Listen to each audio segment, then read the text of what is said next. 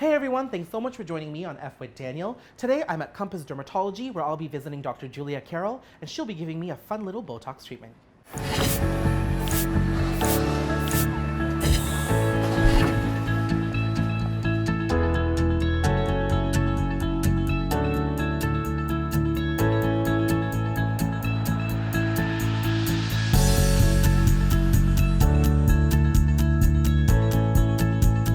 So, Dr. Carroll, Botox, it has such a bad reputation, especially if you look at celebrity culture and pop culture. But really, it's very beneficial to the skin and for many different reasons. So talk to me about that. Yeah, it's really unfortunate that it does have this little bad connotation, but what I always tell my patients is that it's like giving my 6-year-old daughter a crayon. You know, she's not gonna make a Picasso, so it really depends on who the operator is, who the injector is, as to what kind of outcome you get. So here's a few things that might kind of blow your mind a little bit. Botox can actually improve the pliability, sort of the flexibility of your skin. Okay, we all know that it helps with wrinkles. And if you're a sweater, whether it's under the arms, on the forehead, it can actually diminish sweating. And it also helps with headaches and migraines. And there's actually some early studies that are showing that it might actually help with depression. Wow. So I'm obviously here for the sweating issue because anybody who knows me knows that I have put me in front of hot lights, put me in a hot studio. I don't vacation on beaches for a reason, you know? It's just way too much sweat. But talk to me about how useful it is in that sort of sense because it's about your skin health, isn't it? Right, so it's really great. We do it started off as in the hyperhidrosis world for underarms, but since then I've kind of taken it in new dimensions. So we don't know exactly why it works. You know, when we do it for wrinkles, it works by stopping in the nerves and muscles from communicating with each other. So it might have something to do with the pump involved with the sweat. And I find when I do it, it's not that you don't sweat anymore, but you sweat less or sweat more appropriately.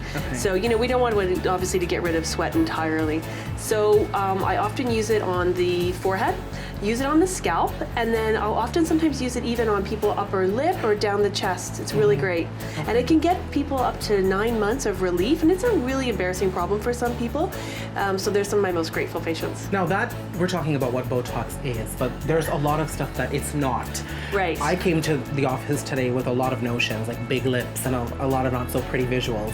So tell me about, demystify that for me in terms of pop culture. I'm so glad you're asking that question because that's what people think. You know, those are fillers, and really they're fillers not done well. The same thing with Botox not done well. So when you use Botox or fillers, you shouldn't have blowfishes, you shouldn't have big lips.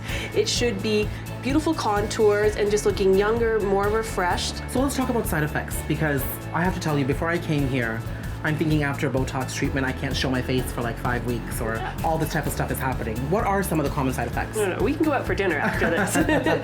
So what are some of the common side effects are mostly all the things related to the needle itself. But we use the tiniest needle that we can. So there might be a tiny bit of bleeding, sometimes a bruise, little tiny ouch, and then very rarely someone might get a small headache the day afterwards, and then usually it resolves. But also remember that Botox itself is used to treat headaches. Okay, so it's like going to the doctor's office for a flu shot. Yeah, a flu shot for your wrinkles. Yeah. Okay, so I'm not here just to talk about Botox. I'm here to get some myself. And obviously, I've suffered from hyperhidrosis for a very long time. So talk to me about what you're going to be doing for this treatment. Well, I think first we should maybe define what hyperhidrosis is for people that don't know. So hydrosis means sweating and hyper means too much. So what we're going to do is we're going to use a little bit of Botox or neuromodulator in your forehead, but it's diluted. It's not the same that we would use for a cosmetic treatment, and that's going to reduce the sweating on your forehead. And we talked about side effects, but one of the possible side effects for you might be that you might have a few less wrinkles in your forehead. So amazing. Are you okay with that? I'm so okay with that. Okay, perfect. How long does it take to actually take full effect? And then how long does it last? Right, so that's a great question. It might take 5 to 14 days to see the full effect. And we may bring it back and adjust it too. If you don't get as much of an effect as you'd like, we may do it, top it up a little bit. And then for some patients, it lasts 3 months for sweating, but other patients I've had it last up to 9 months for sweating. Okay, so you should come in every few months for a checkup and for a repoke. Exactly, but most of my patients, they sort of get to know their own bodies, and when they start to feel that little bit of beating on their forehead or on their chest or on their hands or underarms, they're calling me right away.